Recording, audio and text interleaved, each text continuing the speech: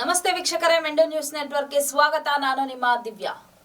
ಇವತ್ತಿನ ಪ್ರಮುಖ ಸುದ್ದಿಯನ್ನು ನೋಡೋಣ. 9 ಅಧಿಕಾರಿಗಳ ತಲೆದಂಡ.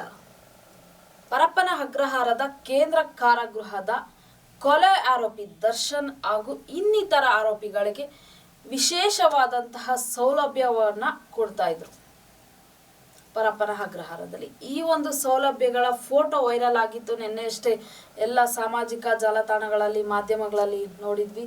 ಸೊ ಈ ಒಂದು ಹಿನ್ನೆಲೆ ಪರಪ್ಪನ ಅಗ್ರಹಾರದ 9 ಜನ ಸಿಬ್ಬಂದಿಗಳನ್ನು, ಅಧಿಕಾರಿಗಳನ್ನು ಸಸ್ಪೆಂಡ್ ಮಾಡಲಾಗಿದೆ.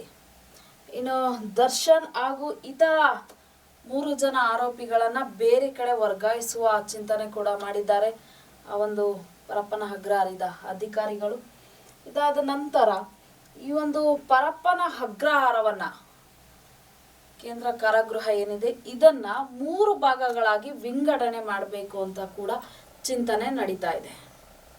ಇಷ್ಟು ದಿನ ಹೇಗಿತ್ತು ಅಂದರೆ, ವಿಚಾರಣಾಧೀನ ಕೈದಿಗಳು, ಮಹಿಳಾ ಕೈದಿಗಳು ಹಾಗೂ ಕೊಲೆ ಆರೋಪಿಗಳು, ಅಂದರೆ ಆರೋಪ ಸಾಬೀತಾಗಿರುವಂತಹ ಕೈದಿಗಳು ಎಲ್ಲರೂ ಸಹ ಒಟ್ಟಾಗೆ ಇರ್ತಾ ಇದ್ರು. ಆದರೆ ಇನ್ನು ಮುಂದೆ ಆ ರೀತಿ ಆಗೋದು ಬೇಡ, ಪ್ರತಿಯೊಬ್ಬರಿಗೂ ಸಹ ಪ್ರತ್ಯೇಕವಾಗಿ ಇರಲಿ ಅನ್ನೋ ರೀತಿಯಲ್ಲಿ 3 ಭಾಗಗಳಾಗಿ ವಿಂಗಡಣೆ ಮಾಡಬೇಕು ಅನ್ನೋದು ಸಹ ಚಿಂತನೆ ಮಾಡಿದೆ. ಒಂದು ರೀತಿಯಲ್ಲಿ ಇದು ಒಳ್ಳೆಯದೇ, ಯಾಕಂದರೆ ಎಲ್ಲ ಒಟ್ಟಾಗಿ ಇದ್ದಾಗ ಅಧಿಕಾರಿಗಳು ಸಹ, ಅಂದರೆ ಸಿಬ್ಬಂದಿ ವರ್ಗದವರು ಸಹ ಕಡಿಮೆ ಇರ್ತಾರೆ. ಆಗ ಈ ರೀತಿಯಾದಂತಹ ಒಂದು ವಿಶೇಷ ಸೌಲಭ್ಯಗಳಾಗಲಿ, ಮತ್ತೊಂದು ಇನ್ನೊಂದು ಅದೆಲ್ಲ ಸಿಗ್ತಾ ಹೋಗುತ್ತೆ ಕೈದಿಗಳಿಗೆ. ಇದು ಯಾವಾಗ 3 ಭಾಗಗಳಾಗಿ ವಿಂಗಡಣೆ ಆಗುತ್ತೆ, ಆಗ ಅಧಿಕಾರಿಗಳು ಸಹ ಹೆಚ್ಚಾಗ್ತಾರೆ. ಮತ್ತು ಈ ಒಂದು ಕೈದಿಗಳ ಬಗ್ಗೆ ಗಮನ ಕೂಡ ಅವರು ವಹಿಸ್ಬೋದು. ಹಾಗಾಗಿ 3 ವಿಂಗಡಣೆ ಮಾಡಬೇಕು ಅಂತ ಚಿಂತನೆ ಮಾಡ್ತಾ ಇದೆ. ನೋಡೋಣ ಏನಾಗಬಹುದು ಅಂತ. ಇನ್ನು ನೆಕ್ಸ್ಟ್ ನೋಡೋದಾದರೆ, ರಾಜ್ಯದಲ್ಲಿ ದುಬಾರಿ ಮದ್ಯ ಇಂದಿನಿಂದ -20, ಅಂದರೆ -0.20 ಹಗ್ಗ ಮಾಡಬೇಕು. ಮದ್ಯ ಅಂತ ಏನು ಹೇಳ್ತೀವಿ ನಾವು, ಡ್ರಿಂಕ್ಸ್, ಅದರ ಬೆಲೆಯನ್ನು ಕಡಿಮೆ ಮಾಡಬೇಕು ಅಂತ ಕೂಡ ಸರ್ಕಾರ ಚಿಂತನೆ ಮಾಡಿದೆ. ಯಾವುದಕ್ಕಾಗಿ?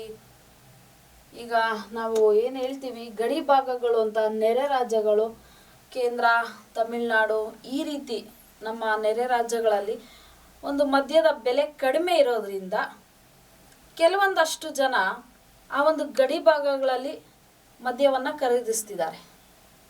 ಹಾಗಾಗಿ ಸರ್ಕಾರಕ್ಕೆ ನಷ್ಟ ಆಗ್ತಾ ಇದೆ ಇದರಿಂದ ಅನ್ನೋ ಒಂದು ವಿಚಾರದಿಂದ ಸರ್ಕಾರ ಈಗ ನೆರೆ ರಾಜ್ಯಗಳಲ್ಲಿ ಯಾವ ರೇಟ್ ಇದೆ, ಅಲ್ಲಿ ಯಾವ ರೀತಿಯ ದರ ಇದೆ, ಅದರ ನೋಡಿಕೊಂಡು ನಮ್ಮ ಭಾಗದಲ್ಲೂ, ಅಂದರೆ ನಮ್ಮ ರಾಜ್ಯದಲ್ಲೂ ಸಹ ಮದ್ಯನ ಕಡಿಮೆ ಮಾಡಬೇಕು ಅಂತ ಚಿಂತನೆ ಮಾಡಿದೆ. ಸೊ ಇದು ಒಂದು ಮದ್ಯಪ್ರಿಯರಿಗೆ ಒಳ್ಳೆಯ ಸುದ್ದಿ ಅಂತಲೇ ಹೇಳ್ಬೋದು.